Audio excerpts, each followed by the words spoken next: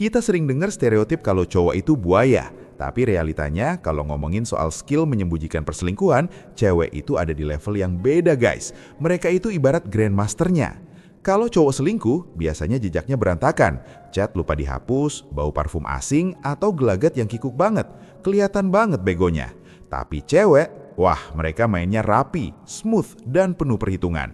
Bukan cuma sekedar bohong, tapi mereka punya kemampuan yang hampir artistik buat nutupin jejak.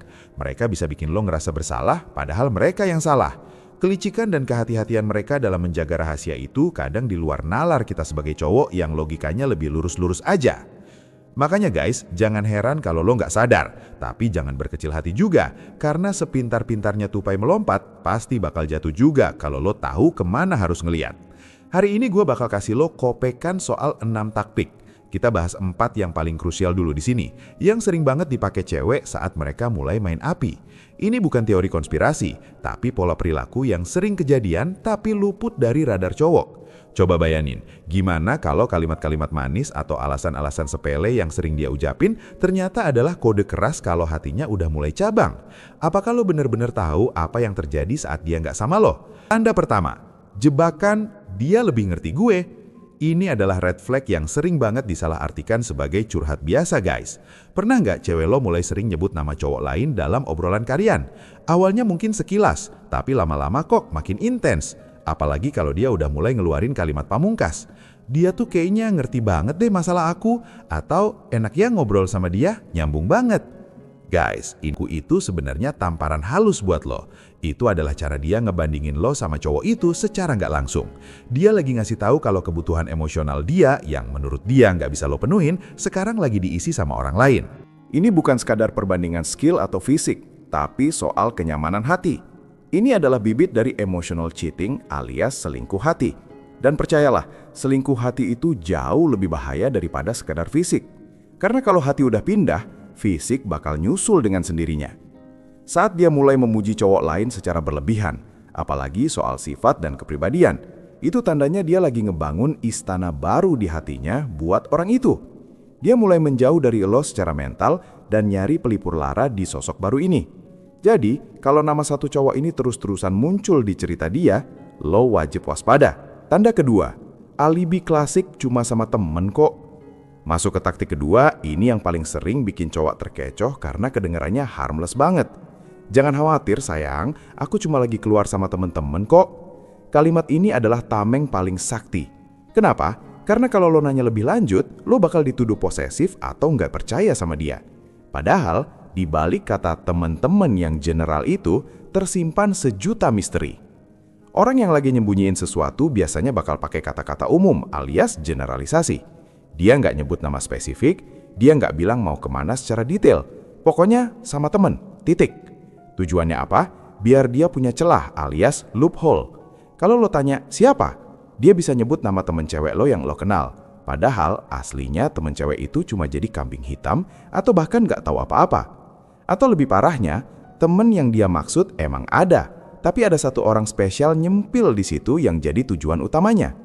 Alasan ini ngasih dia kebebasan buat ngelakuin hal-hal di luar rumah tanpa pengawasan lo. Yang bikin ini jadi tanda perselingkuhan adalah polanya. Tanda ketiga, mendadak butuh me time atau ruang sendiri. Nah, ini nih yang sering bikin bingung. Di satu sisi, me time atau punya ruang sendiri itu sehat dalam hubungan. Kita semua butuh napas, itu wajar.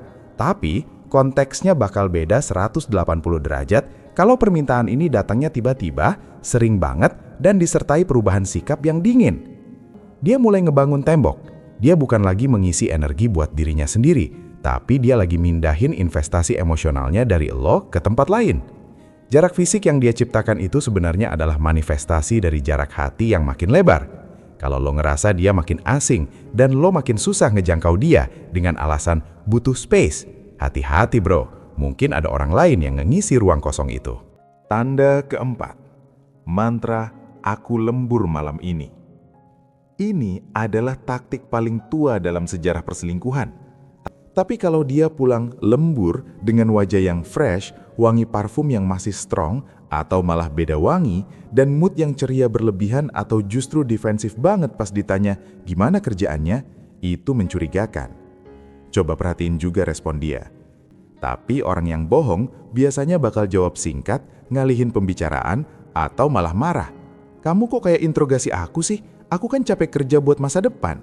Nah, gaslighting kayak gitu tuh tastik buat nutupin rasa bersalahnya. Perubahan jadwal yang drastis tanpa penjelasan logis adalah indikator kuat kalau prioritas waktunya udah bergeser ke orang lain. Mau kalau cewek emang jago nyembunyiin perasaan dan tindakan, itu fakta psikologis dan biologis. Tapi sepintar-pintarnya mereka tetap manusia yang punya pola. Kalau lo ngelihat 1 atau 2 tanda di atas kejadian sekali-sekali, mungkin itu kebetulan.